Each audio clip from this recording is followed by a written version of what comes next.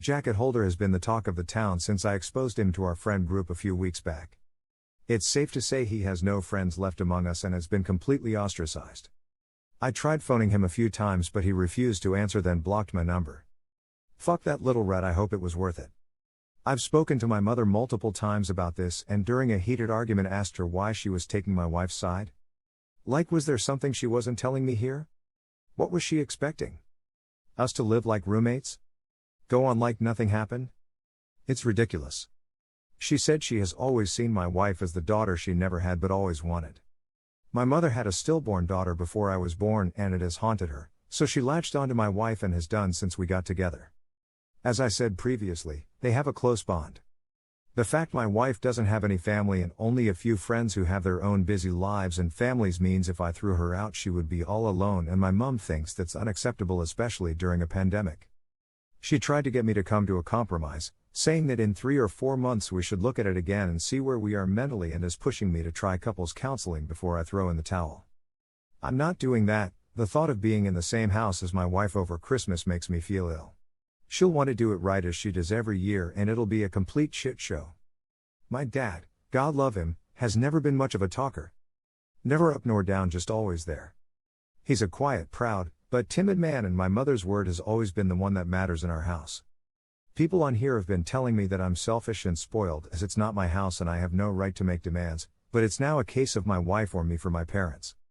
If worst comes to worst, I'm ready to walk out the door and never come back. Fuck this house. I have to be able to look at myself in the mirror with some semblance of self-respect, and someone has to keep their word in this debacle.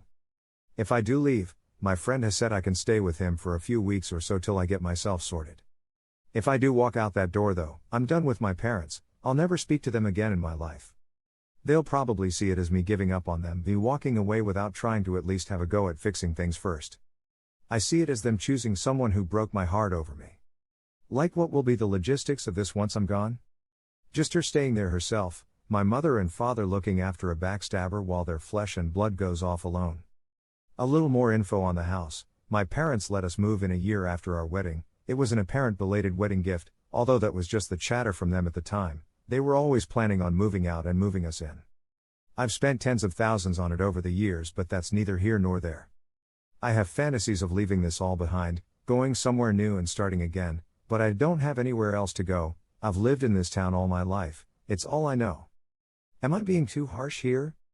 I'm literally ready to slingshot my parents right out of my life, but I feel so torn. Why am I the one who has to lose everything and everyone? I've tried to be good, and I always thought you make your own luck, and that good things happen to good people. Maybe I'm not as good as I think I am, maybe I deserve all I fucking get. Wednesday, December 2nd. Well, since this morning I no longer call that house home. I saw on the calendar that my wife had a hospital appointment with her ophthalmologist, so knowing she would be gone for a few hours, I took that as an opportunity to get my stuff together and move out, which I have.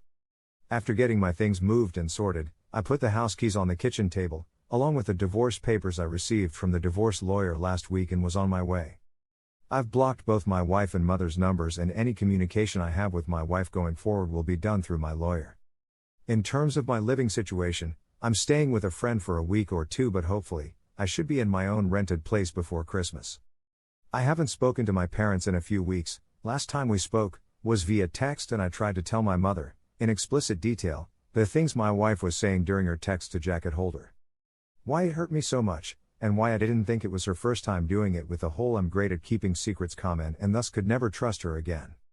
My mother texted back saying she couldn't speak to me when I was like this, and she would let me cool off. She tried to phone me a few days ago and I blanked her call, and has said a bit further up, since today I've blocked her number.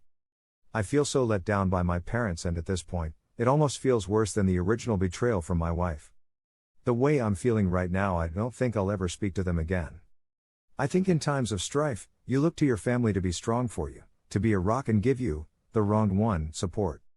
My parents have been weak, they've made me feel like the one in the wrong, like I'm overreacting, and it's me that's ripping this family apart. Well, it's not.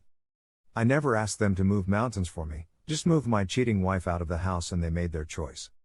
My father also had the chance to put his foot down for once in his life and stand up for me, but didn't. You make your choices and you live with them, I guess. Reading some of the comments on here from my previous posts, People have been saying things like I threw in the towel so easily, I was looking for a way out and didn't love my wife because I didn't try hard enough to save things, but that's not true. I loved my wife more than anyone on this earth, and I was broken when I discovered what she was doing. I think we all have boundaries, and once those boundaries have been crossed, things change irrevocably. When I read those horrible texts, something changed inside of me. I fell out of love with her, like being snapped out of a spell in the movies. Anything tried after that is just delaying the inevitable. I have to say that I'm interested in the whole dynamic of their relationship now that I'm gone. Like, are my parents going to continue supporting her knowing that it has finished their relationship with their son? As for me, I'd love to travel. My wife hated flying, so most of our holidays had been to southern England, the likes of Newquay and Torquay and Cornwall and Devon, so it would be great to travel abroad again. The last time I was abroad was when I was 20 for a mate's holiday in Greece, so 13 years ago. I'd love to see a bit of America, so once this pandemic calms down, I've definitely got my sights on the States.